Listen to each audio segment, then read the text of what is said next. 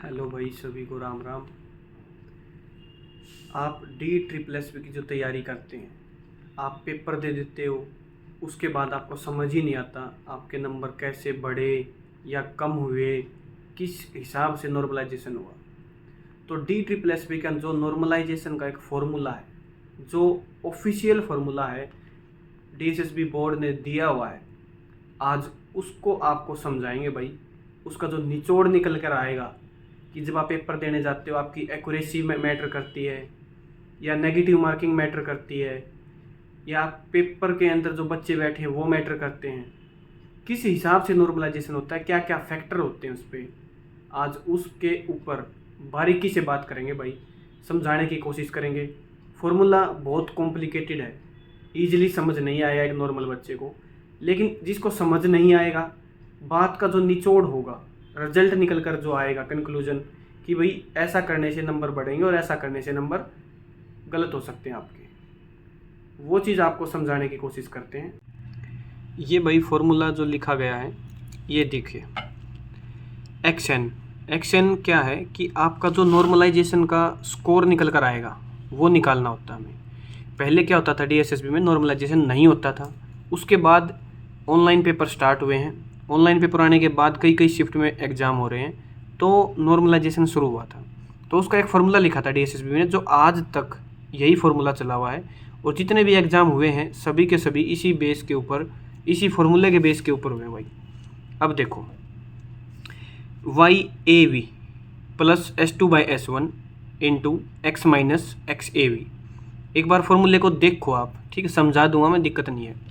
YAV ये होता है भाई हाईएस्ट एवरेज, जिसको हम बेस मानेंगे, ये हर जगह यूज होगा। हाईएस्ट एवरेज मतलब जैसे आपने अगर 5 शिफ्ट में एग्ज़ाम दिया, तो ठीक है, पेपर हुआ 5 शिफ्ट में, तो कौन सी शिफ्ट में सबसे ज़्यादा नंबर थे, किस शिफ्ट की एवरेज सबसे ज़्यादा है, वो यहाँ लिखी जाती है।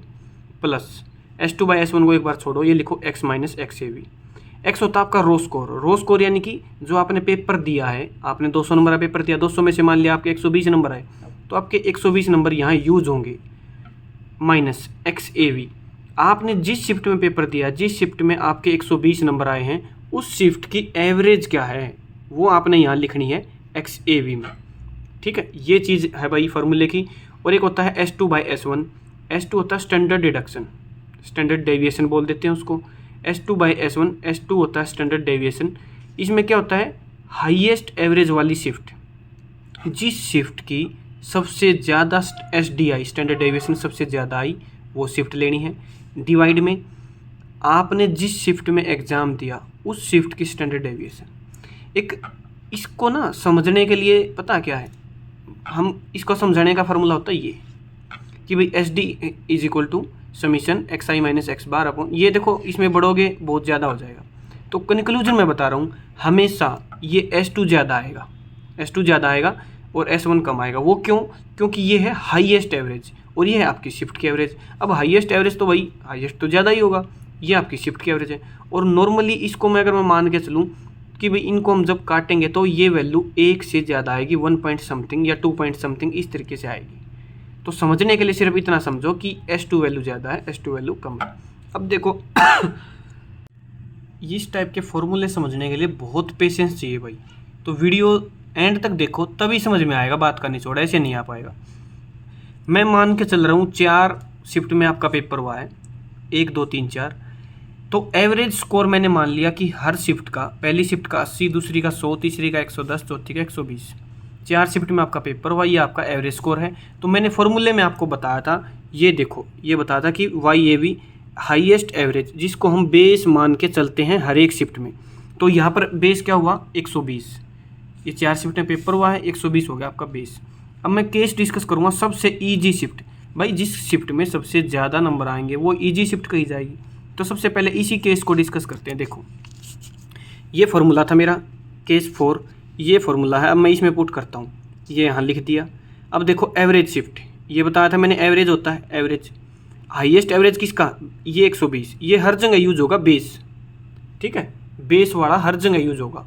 तो 120 यहाँ आ गया, प्लस S2/S1, ये मैंने बताया था कि इसकी वैल्यू 1 से ज़्यादा आएगी हमेशा, ठीक है। अब एक बात बताओ, S2/S1 था क्या, S2 था हाईएस्ट एवरेज और S1 था आपकी शिफ्ट की एवरेज। ठीक है, आपकी शिफ्ट, दोनों चीज़ें एक ही तो होगी। मैं केस वही तो लिया हुआ है कि हाईएस्ट वाला, और हाईएस्ट वाली आपकी शिफ्ट होगी। तो यहाँ पर इसको मैं काट दूंगा इसे, ठीक है, into x minus x A V, ये मैंने एज इट इज लिख दिया।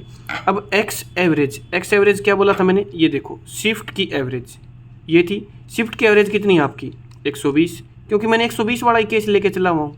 यही आपकी हाईएस्ट एवरेज और वही यही आपकी शिफ्ट की एवरेज है, क्योंकि मैं केस यही लेकर चला हुआ हूँ। तो अब मैं क्या करूँगा, इससे ये कट जाए, मेरा आ गया ये। इसका मतलब बात का निचोड़, पहला निचोड़ क्या आया कि अगर आपकी सबसे इजी शिफ्ट है तो आपके नंबर नहीं बढ़ेंगे, स्कोर नहीं बढ़ेगा। ये पहला रुझान आया भाई। कंक्लूजन ये है कि जिस शिफ्ट में सबसे ज़्यादा हाईएस्ट होगी एवरेज, उस शिफ्ट के नॉर्मलाइजेशन स्कोर नहीं बढ़ेगा। ये है भाई निचोड़ बात का। बात समझिए आपने। अगला देखो, अगला केस लेता हूँ मैं। केस 1, हार्ड शिफ्ट लिया मैंने अब की बार। शिफ्ट की हार्ड शिफ्ट लिया, एक 120 तो हर जगह लिखा जाएगा भाई, ये बेस है, ये बेस यह है, 120 तो हर जगह लिखा जाएगा। प्लस हार्ड शिफ्ट ली मैंने। हार्ड शिफ्ट में क्या लिया मैंने, हार्ड शिफ्ट वो शिफ्ट ली है कि शिफ्ट की एवरेज से ज़्यादा लाया गया रो स्कोर। आपका रो स्कोर है ना, जो शिफ्ट की एवरेज थी उससे ज़्यादा है। शिफ्ट की एवरेज क्या थी 80, क्योंकि मैं हार्ड लिया हूँ, ये आ गया। और आपका स्कोर कितना आया 100 आया है। हार्ड शिफ्ट का एवरेज था 80, लेकिन आपका स्कोर 100 आया। इनटू जब मैं S2/S1 करूँगा तो वही मेरा फिर ज़्यादा आएगा। तो मैंने मान लिया 6 ये आया, 3 ये आया, एक एवरेज सा माना मैंने। चलो एक भी मान लो, इसको 1 मान लिया, ठीक है। अब देखो 120 plus 100 minus 80, 120 as it is आ गया यहाँ पे भाई। यहाँ इसमें से 20 आ गया, मैं इसको काटा तो 2 आ गया, ठीक है। अगर मैं 2 भी नहीं मानता, इसको मैं सिर्फ 1 मान लूँ, S2/S1 है ये, मैंने मान लिया ये 1 है, ठीक है। अब क्या किया मैंने, 120 as it is plus 20 into 1। तो कंक्लूजन क्या आया कि आपका नॉर्मलाइजेशन स्कोर हो गया 140, आपका रो स्कोर कितना था 100 से 140 हो गया भाई। ये देखो इतना नॉर्मलाइजेशन हो गया आपका। ये कब हुआ, जब आपका स्कोर हार्ड शिफ्ट में पेपर था आपका, और आपका स्कोर एवरेज से भी थोड़ा सा ज़्यादा था जब आया। अब देखो भाई, एक केस और लिया मैंने, केस नंबर 2। केस नंबर 2 कौन सा, 100 नंबर, जिसमें 100 नंबर थे वो केस लिया मैंने।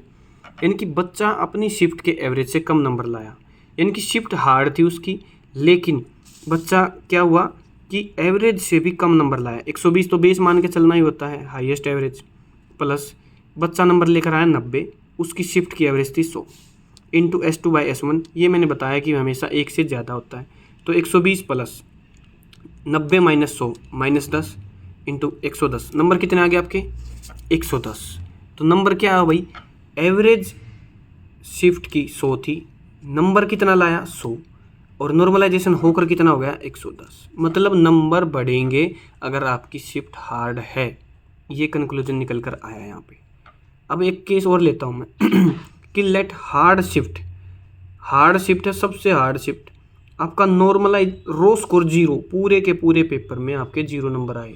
अब एक केस लिया मैंने, पूरे पेपर में 0 नंबर है आपके। 120 एज इट इज आएगा भाई, हर केस में आएगा, क्योंकि ये एवरेज शिफ्ट होता है। प्लस आपका स्कोर आया 0, आपकी शिफ्ट का एवरेज था 80, ये लिखा जाएगा इंटू S2/S1। ये मैंने बताया कि भाई 1 से ज़्यादा होता है, मान लिया 1.2 आ गया। 120 प्लस ये माइनस 80, इसको सोल्व 1.2 मैंने मान ला, 12 96 आ गया 96, 120 में 96 24। यानी कि क्या कंक्लूजन निकल गया, सबसे अगर हार्ड शिफ्ट है और आपका रो स्कोर भी 0 है, पेपर में बैठे 0 नंबर आए, तो भी इस फॉर्मूले से आपके स्कोर जो नॉर्मलाइजेशन होकर आएगा वो 24 नंबर आएंगे, चाहे आपका 0 आया हो। कंक्लूजन क्या निकल कर आया भाई, अब मैं आपको पढ़ के बता रहा हूँ। आपका जो स्कोर है हमेशा या तो इंक्रीज होगा या एज इट इज रहेगा। स्कोर DSSB में नॉर्मलाइजेशन के बाद कभी भी कम नहीं होता, जो रो स्कोर है उतना तो रहेगा ही रहेगा। आपकी शिफ्ट अगर सबसे ज़्यादा इजी है तो एज इट इज रहेगा, आपकी शिफ्ट एवरेज है तो थोड़ा कम बढ़ेगा, आपकी शिफ्ट हार्ड है तो ज़्यादा बढ़ेगा। अगला पॉइंट क्या निकल कर आया भाई कि नंबर ऑफ क्वेश्चन अटेम्प्ट, आपने पेपर में चाहे 120 अटेम्प्ट करें, चाहे आपने पेपर में 180 अटैम्प्ट करे, उसका कोई मैटर नहीं है आपने कितने भी अटैम्प्ट करे हो। अगला पॉइंट क्या निकल कर आया भाई, नेगेटिव मार्किंग का कोई रोल नहीं है। नेगेटिव मार्किंग का रोल सिर्फ आपका जो रो स्कोर है, आपने पेपर दिया, आपके नंबर कितने आए वहाँ तक है। अब नॉर्मलाइजेशन होकर कितने आएंगे, वहाँ नेगेटिव मार्किंग का कोई रोल नहीं है। आपके क्वेश्चन कितने गलत हैं नॉर्मलाइजेशन के अंदर, उनका कोई यूज नहीं है। अब भाई शिफ्ट का एवरेज अगर ज़्यादा है, आपकी शिफ्ट का एवरेज ज़्यादा है तो उसका नुकसान होगा, नॉर्मलाइजेशन नहीं होगा। अगला पॉइंट क्या निकल कर आया, अगर आपकी शिफ्ट हार्ड है, मान लिया आपकी शिफ्ट हार्ड है, आपकी शिफ्ट का एवरेज 100 नंबर है, एक एवरेज 100 नंबर है, आप नंबर ले आए 120, तो नॉर्मलाइजेशन के बाद आपका स्कोर ज़्यादा बढ़ेगा। आपकी शिफ्ट हार्ड है, शिफ्ट का एवरेज मैं 100 मान रहा हूँ, आप नंबर लेकर आए एवरेज से भी कम यानी कि 80 नंबर लेकर आए, तो आपका नॉर्मलाइजेशन कम होगा बजाय कि जो 120 नंबर लाए थे उससे। एक पॉइंट और निकल कर आया, अगर आपकी शिफ्ट सबसे ज़्यादा हार्ड है, चाहे आपके नंबर 0 भी क्यों ना हो, तो भी आपके नंबर बढ़ेंगे, प्लस में आएंगे। ये एक पॉइंट निकल कर आया भाई। यानी कि नेगेटिव, यानी कि सीधी सी बात है भाई, माइनस तो होते ही नहीं, रो स्कोर जितना है उससे कम नहीं आएंगे, कुछ ना कुछ ज़्यादा ही होंगे या उतने ही रहेंगे। मेरे हिसाब से भाई कोशिश जो मैंने की है, आपको फॉर्मूला बेशक समझ ना आया हो, लेकिन बात का निचोड़ आ गया, आपको पता लग गया कि भाई बढ़ेंगे या घटेंगे, कैसे क्या होता है, किन फैक्टर पे जो मैंने बताया था क्या क्या फैक्टर रहेंगे, वो चीज़ आपको क्लियर होगी कि भाई नेगेटिव मार्किंग कोई रोल नहीं है, इन चीज़ों का कोई मैटर नहीं है। तो भाई वीडियो अच्छी लगी तो लाइक कर देना, और अगली वीडियो किस टॉपिक पर चाहिए वो ज़रूर बता देना। ये वीडियो DSSB के हर एक एग्ज़ाम के लिए थी, हर जगह ही सेम फॉर्मूला यूज होता है। ओके भाई, राम राम।